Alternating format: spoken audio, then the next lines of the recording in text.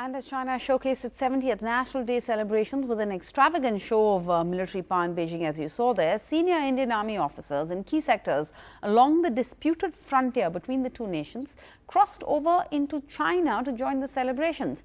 NDTV's Vishnu Som was allowed access to the no-man's land between India and China at the Nathu Pass in Sikkim, just a short distance away from today's meetings.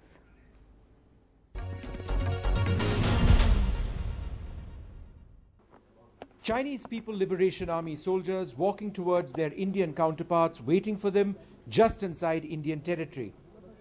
The border ceremony between India and China has started just now on China's National Day. Behind me is the border itself, the Indian delegation going across.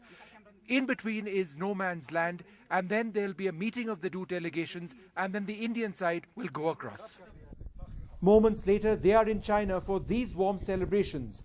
China's senior colonel, equivalent to our brigadier, the Nathu garrison commander, share a toast arm in arm, and then these warm celebrations of soldiers singing and dancing. What's far less evident in celebrations like these is the broader context. Since the unprecedented Doklam standoff just 10 kilometers away from here in 2017, India has strengthened its road network in the region massively, reinforced its military presence in key locations through the region, and is set to hold its first ever exercises of an integrated battle group. This new military strike formation is key to the Army's future plans. Here, though, the mood was clearly one of festivity. Wherein the Indian Army delegation has been invited by the PLA on the Chinese side of Nathu to celebrate jointly the Chinese National Day.